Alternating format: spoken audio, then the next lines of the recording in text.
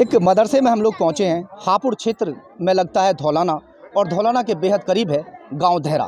गांव देहरा में इस वक्त हम पहुँचे हैं और ये मदरसा है। मदरसे का नाम भी मालूम करेंगे और ये भी जानेंगे कि मदरसे के अंदर किस तरह से पढ़ाई होती है।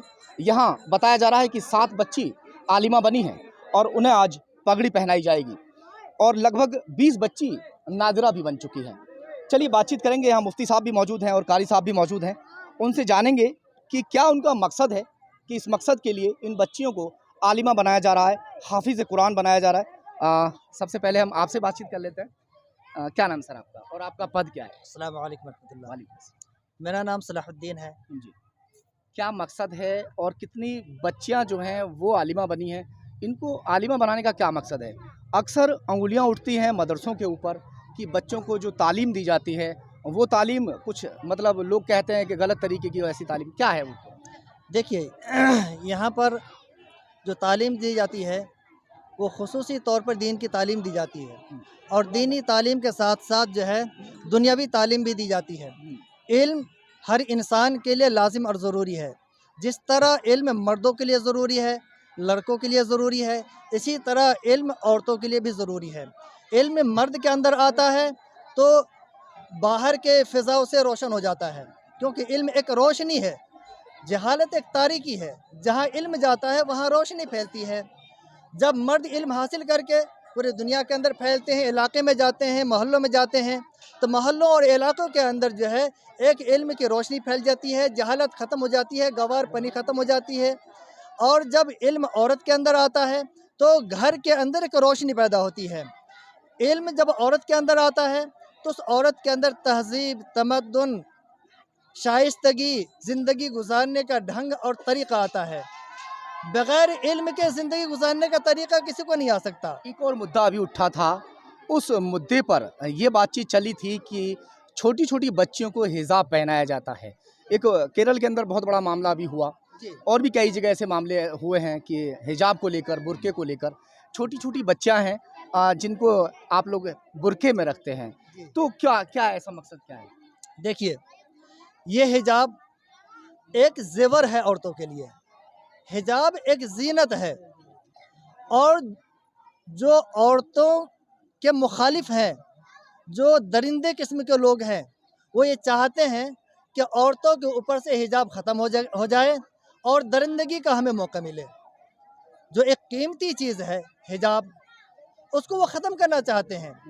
माशरे के अंदर बेहयाई फैलाने चाहते हैं, बदनिगाही को जो है रिवाज देना चाहते हैं, क्योंकि हिजाब एक ऐसी चीज़ है कि इंसान बदनिगाही से बचता है, और जब बदनिगाही से बचेगा तो हमारे माशरे के अंदर से बुराइयाँ, ज़नाकारियाँ, और जो औरतों के साथ जो है गलत व्यवहार किया जाता है, ये व्यवहार ख़त्म हो जाएगा।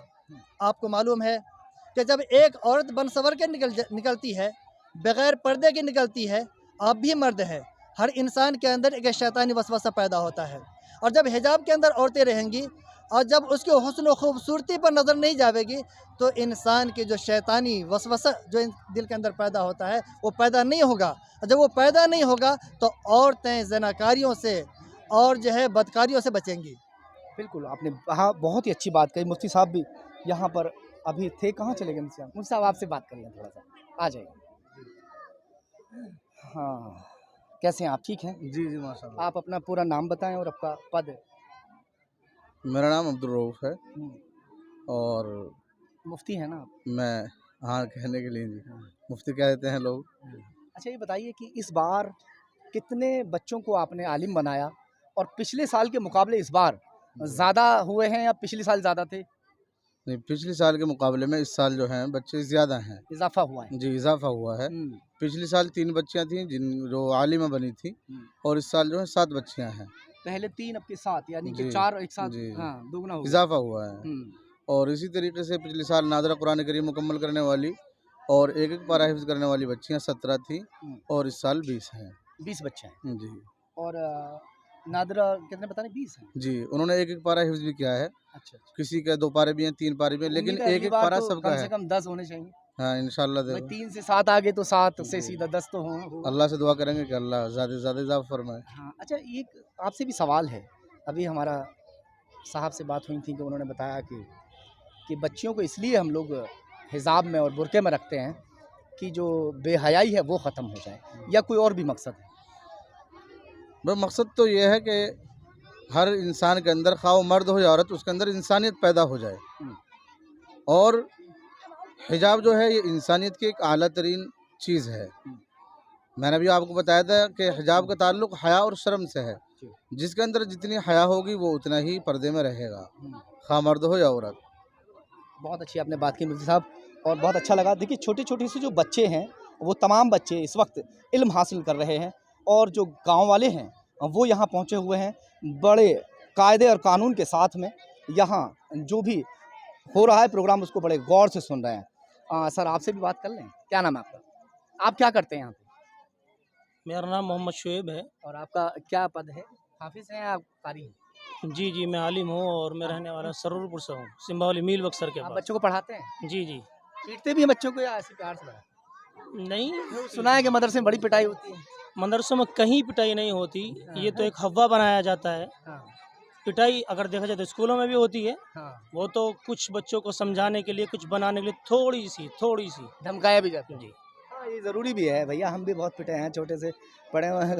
अब देखो ये छोटी छोटी सी बच्चियाँ जो हैं, वो तमाम बच्चियाँ बुरके में यानी हिजाब में इस वक्त यहाँ मौजूद हैं, और ये बच्चियाँ जो हैं आलिम बन चुकी हैं, कुछ बच्चियाँ हाफिज़ कुरान और कुछ नादरा भी हैं।